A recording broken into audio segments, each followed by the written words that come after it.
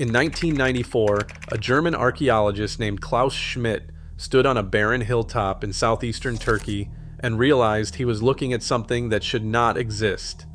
Massive T-shaped stone pillars carved with animals, symbols, and humanoid figures buried deliberately under tons of earth.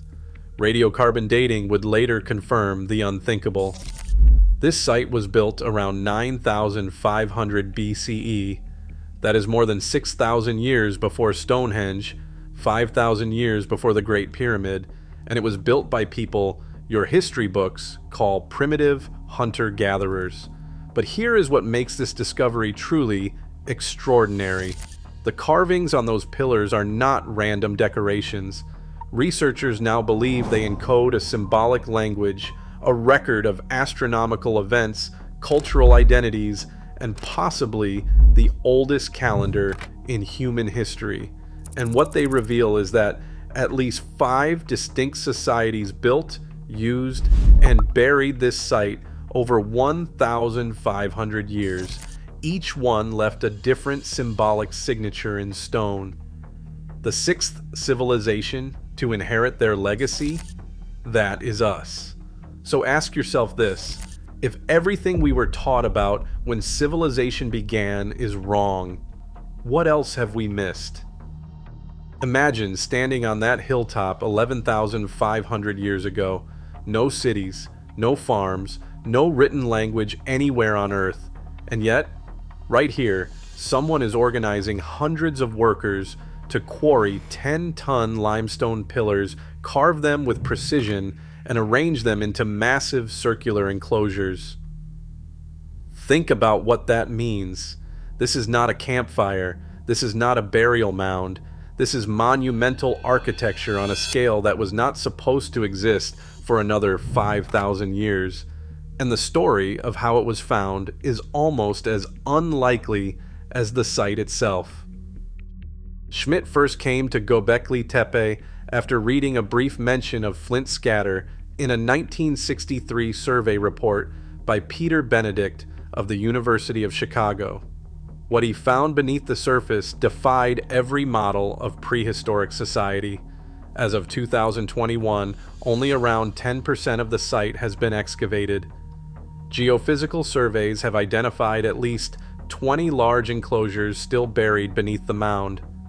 Each one holds a different story. What the pillars revealed is what changed everything. The T-shaped pillars are not just structural elements. The shape itself is anthropomorphic. The vertical shaft represents a body. The horizontal top represents a head. Some pillars feature arms, hands, belts, and loincloths carved directly into the limestone. The 2 central pillars of enclosure D stand over 5 meters tall and depict human figures with arms bent at the elbows and hands clasping together over a belt. These are not primitive scratchings. These are deliberate symbolic portraits of beings that mattered deeply to whoever carved them. That raises an unsettling question. If hunter-gatherers were capable of this, what else were they capable of that we have simply never found? Here is where it gets fascinating. Each of Göbekli Tepe's major enclosures features a different dominant animal or symbol, not a random assortment, a deliberate signature. Enclosure A is dominated by serpents, the single most common motif across the entire site, appearing individually in groups of 3 to 5 or in large parallel formations creating a wave pattern. Enclosure B features a portal entrance flanked by a carved bull's head and a pair of foxes. Enclosure C is dominated by boar imagery. Enclosure D, the oldest and most elaborate, contains the famous Pillar 43, the so-called vulture stone, with its vultures, scorpion, headless human, and a circular disc symbol that has generated fierce scientific debate. And Enclosure H features incised drawings of wild aurochs and more serpent motifs. The archaeological team, led by Jens Notroff of the German Archaeological Institute, has argued that these differences may represent expressions of community belonging. Different social groups claiming specific enclosures as their own. Let that sink in. Each enclosure was not just a building, it was a statement of identity. 5 enclosures, 5 symbolic worlds, 5 cultural signatures buried in stone, spanning from roughly 9,500 BCE to 8,000 BCE. And the most controversial carving of all sits in Enclosure D, Pillar 43.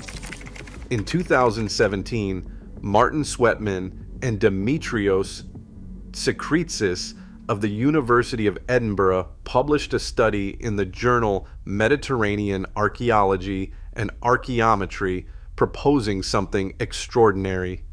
They argued that the animal figures on Pillar 43 represent stellar constellations, precursors to the Greek zodiac, and that the arrangement encodes a specific date, approximately 10,850 BCE. That date coincides with the proposed Younger Dryas impact event. Then in 2024, Sweatman published further analysis showing that V-shaped symbols on the same pillar can be read as a lunisolar calendar of 365 days, 12 lunar months, plus 11 extra days, with the summer solstice marked by a bird of prey figure. If confirmed, this would be the oldest known solar calendar in human history by thousands of years. But the Göbekli Tepe excavation team pushed back strongly.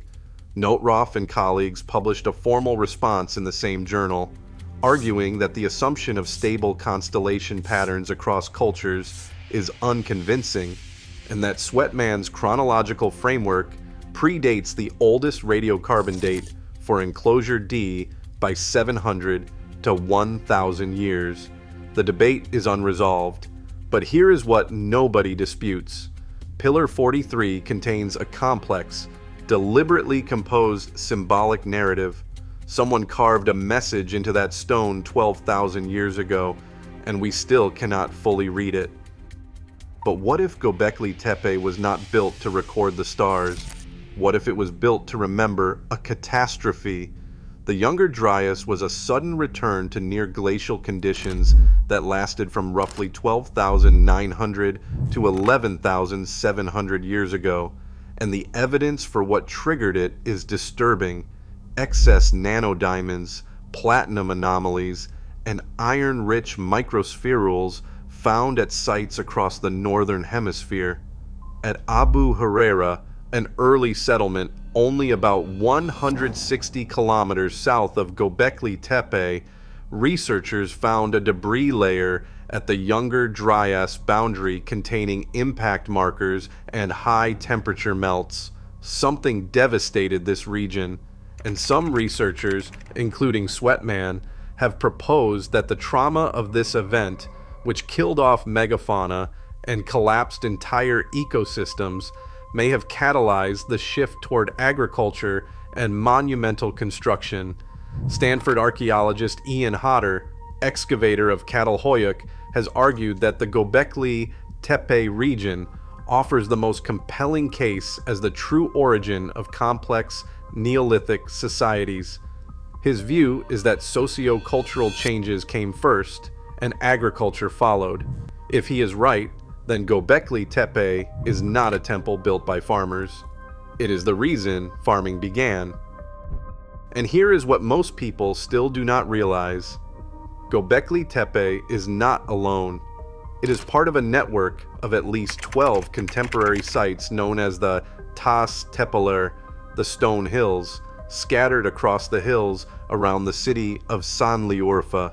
Karahan Tepe, roughly 46 kilometers east, features 266 T-shaped pillars and a 2.3 meter tall anthropomorphic statue discovered in 2023, one of the most impressive examples of prehistoric art ever found. At nearby Sayburk, archaeologists led by Ilham Özdoğan of Istanbul University uncovered more than 50 structures dating back 12,600 years. The Taş Tepeler Project, launched in 2020 under the direction of Professor Necmi Karul of Istanbul University, now involves more than 36 institutions and 219 scientists. In 2025, excavations at Göbekli Tepe's Structure D uncovered human figurines believed to be votive offerings, and at Sayburk, a sculpture depicting a deceased individual with a sealed mouth was found, revealing prehistoric death rituals previously unknown to science. These were not isolated temples. How many more sites are still waiting to be discovered beneath these hills? This was a civilization hiding in plain sight. So who were these people?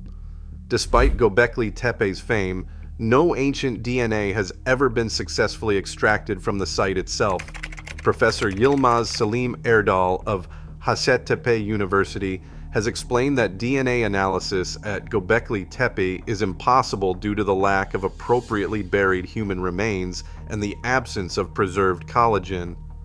But in 2022, the Neogene project extracted 13 ancient genomes from pre-pottery Neolithic Kayonu, a site roughly 300 kilometers east in the Tigris Basin, dating to approximately 8,500 to 7,500 BCE. Published in Science Advances, the study led by Ezgi Altinisic revealed something remarkable. The Kayonu population carried mixed ancestry from both Western and Eastern Fertile Crescent populations. They were genetically diverse, organized along biological family lines, and receiving immigrants from as far as the Zagros Mountains. Upper Mesopotamia has been identified as the likely source of Eastern gene flow into Neolithic Anatolia. These were not isolated bands of foragers.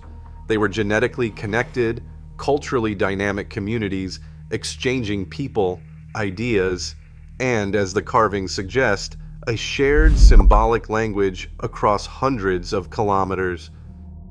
And here is the detail that ties everything together.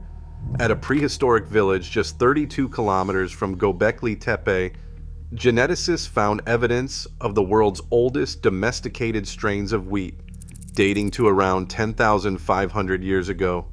This is just 5 centuries after Göbekli Tepe's construction began. They domesticated einkorn and emmer wheat, and they domesticated sheep, goats, pigs, and cattle. All of these grains and animals were first domesticated in this exact region. The Neolithic Revolution, the shift from hunting and gathering to farming that gave rise to every civilization that followed, did not happen somewhere else and then reach Göbekli Tepe. It happened here. Think about that. Every grain of domesticated wheat you have ever eaten, every settled community ever built, every symbolic system humans have ever used to record and transmit knowledge, all of it traces back to the societies that carved foxes, vultures, and serpents into limestone pillars on a hilltop in southeastern Turkey 12,000 years ago. How different would our understanding of history be if Schmidt had never read that 1963 survey report? 5. Civilizations built Göbekli Tepe. The 6th inherited everything they started. For 12,000 years, those carvings sat buried under tons of deliberately placed earth, waiting to be read. 5 distinct societies carved their identities, their fears, and possibly the oldest calendar in human history into those pillars. And then they buried them. The question no one can answer yet is why? Why did each generation build, carve, and then deliberately bury their enclosures under rubble, only for the next group to build again? What were they trying to preserve, or what were they trying to contain? But Göbekli Tepe is not the only ancient site whose carvings are rewriting human history. There is another discovery deep in the Amazon rainforest where LiDAR is revealing something even older than anyone expected. If this changed how you see the origins of civilization, subscribe and join us for the next decode.